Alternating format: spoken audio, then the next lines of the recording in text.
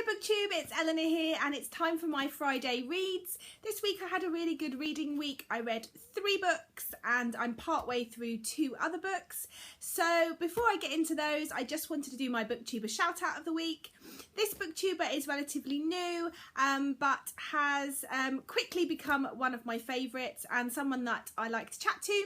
Her name is Joss and her channel is Squibbles Reads. I really love the intro to her channel. It's a little bit like the Pixar intro in films where you've got the sort of table lamp jumping up and down, and it's very clever and I love that, and she's just really great. She reads very similar books to me. She must be my book twin. I think we have very similar tastes and very similar sort of ratings for books that we've read, and it's just been really nice to get to know her, and I'm really enjoying her channel. So I definitely think she deserves more subscribers. I will link her down below. Go and check her out and subscribe if you like what you see, which I think you will. Anyway, let's get into the books that I've read this week. The first book that I read this week was a buddy read with the lovely Mercedes at Mercy's Bookish Musings, and we read Shine, Shine, Shine by Lydia Netzer. I have to admit I didn't know an awful lot about this book. I knew it sort of involved space and it was a bit of a family story and sort of an adult contemporary, but I didn't really know much more than that. The back doesn't tell you an awful lot, or in fact the inside cover doesn't tell you an awful lot. The story is about Maxine and Sunny, and we flit to and from past and present when they met as children, and how they grew up, how they fell in love, and how they're married now. Maxine is an astronaut and he is currently in space, and him and Sunny have a young boy with autism and also a baby on the way. It's about their relationship. It's about what is normal and what makes a normal family. It's very quirky, it's very interesting. I just really enjoyed it. In some ways it's quite a quiet book. I didn't feel like there was a massive amount of plot. However, there's quite a lot of stuff. So there's you know, relationships. Sunny's mother's in the hospital on life support. She's about to have a new baby. There's a son with autism. Maxine's gone into space to try and colonize the moon. There is those sort of things, and then we're flashing back. So there's stuff, but it doesn't really. The plot is more just a sort of, I suppose, a little look into this family's life and their differences. There's some very obvious differences in appearance with Sunny and with their son's autism and his schooling, and I just really enjoyed this, and I'm definitely going to pick up her other book which Mercedes told me about, and I think we're going to try and buddy read that at some point soon. So I'm really pleased I picked this up on a bit of a whim, and I gave this one 4 stars. The next book I picked up was a copy that was sent to me for review from the publisher, Black and White Publishing. They sent me the first book in this series, Did I Mention I Love You by Estelle Mascamé, earlier last year. And so they've now sent me Did I Mention I Need You, which is the second in the Dimmerly series. And I really enjoyed this one. And I have to say I enjoyed this one more than the first. The first one I think I gave 3 stars. It was an okay read, but I wasn't totally taken with the characters. I didn't feel like I sort of meshed with them, and if I'm perfectly honest, I didn't have this second book on my wish list to pick up when it came out, but I am so pleased that Black and White Publishing thought of me to send this, so thank you very much, because I really enjoyed this. I really felt more for the characters. I really enjoyed the story more. It was just a much better read for me, this one, for some reason, and I really enjoyed it. I can't obviously tell you much about this book because it would spoil the first book, but just to give you a synopsis or a sort of an idea about what the first book is about. In book 1, Eden is 16 and in this book she is 18, but in the first book she's 16 and she goes to spend the summer with her father in Santa Monica.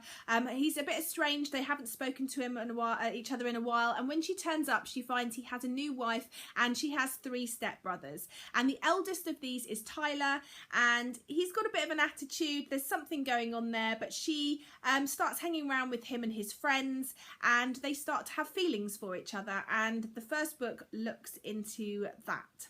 The second book follows Eden and Tyler still, and it follows their adventures in New York, and I really enjoyed this. Like I say, I thought it was a very interesting second book, and I'm definitely now picking up the second one. I know Michaela from Michaela Eve Reads absolutely adores this series, and it's growing on me, definitely, and I gave this one 4 stars. Unfortunately, the third book I read this week was a bit of a dud for me, and I had such high hopes because the premise of it sounds great, and that's Wintertown by Stephen Emond, or Emond.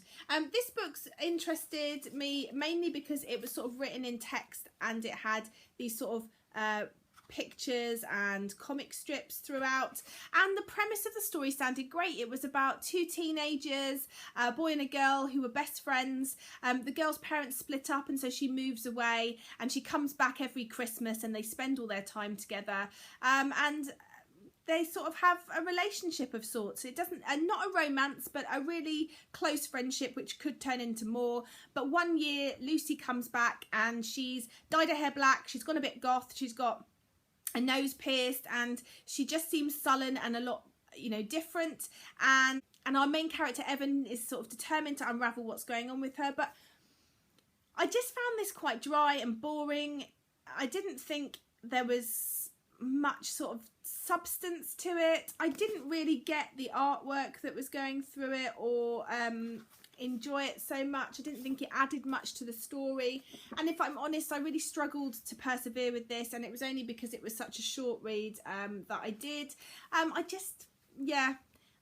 really, this wasn't a book for me, and I gave it 2 stars. So now briefly on to the books that I'm currently reading, and what I'm going to read next week. I'm currently reading My True Love Gave to Me, which is 12 winter romances. I've read the first one, which I really enjoyed, and I'm halfway through the second. I'm going to try and read these as and when I've got sort of 10 minutes or 15 minutes to just read a chunk, and so far I'm really enjoying it. It does what it says on the tin. It's winter romances, and I'm looking forward to finishing this one, and it's such a beautiful book.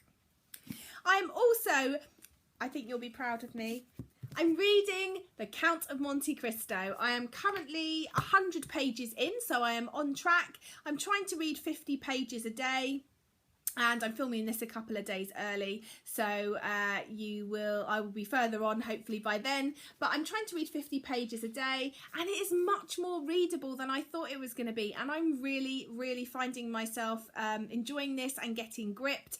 I think that's also partly because I'm reading it with a subscriber, Jackie, who we are talking via Voxer. She expressed an interest to read this too, so we decided to read it together, and we've been chatting to and from, and it's really helped to sort of solidify the story and to heighten my enjoyment of the book. So Jackie, let's keep going, we can do this, and I'm really enjoying reading this with someone, and finally getting to it, and I will conquer this by the end of this month. And I'm thinking it's going to be a highly rated book so far, but we'll have to wait and see. I'm also still reading my non-fiction book, Girls Will Be Girls by Emma O'Toole. I have to admit I haven't picked this up for nearly a week. I'm just not as taken with it as the other non-fictions I read over the last month, but I want to give it a good shot, and I've only read the first sort of 40 pages, so I'm going to try and read a little bit of this every day as well if I can, or at least try and pick it up a couple of times a week just to be slowly moving through it, because I have heard good things, and it might just be that I haven't had the time or a chance to really give it its dues yet. So I'm going to be trying to read this one. It's about Emma O'Toole. She's talking about feminism and gender, and it says here there's things like singing Get Your Pits Out for the Lads on national TV after growing out her body hair, cross-dressing, booty shaking, sexual disasters, family dinners and full body waxing are lovingly dissected in search of wisdom. So I'm hoping that this one will be a grower, so we shall see. And then another book which I'm going to be buddy reading starting today is The Lies of Loch Lamora by Scott Lynch. This is my Booktuber Recommends pick from Lindsay Ray at channel Lindsay Ray, and so I'm excited to get to this, and I will be buddy reading it again with a subscriber that showed interest, so I'm looking forward to voxering with her. Her name is Gemma, and her channel is Book Mood Reviews, so go and check her out. And we decided we were going to read this together, so we'll be starting reading this today via Voxer, and I'm very excited to finally get to it. I have heard great things. So that's the books that I've read this week and the books I'm looking to read next week. My Booktuber shout out, Joss from Scribbles Reads, definitely check her out and subscribe if you like her channel. And I look forward to speaking to you all soon. Hopefully when I am over this cold, and I will have edited this out, but I have been coughing a lot. That's what you get with the winter. But I shall look forward to speaking to you next week and seeing what you guys have been reading. Make sure you comment down below as always what you've been reading. Have you read any 5-star books this week? What have you been enjoying? I always like to know so I can add to my wish list, and I found some real gems that way, so make sure you let me know, and I look forward to speaking to you soon. Bye for now, Booktube.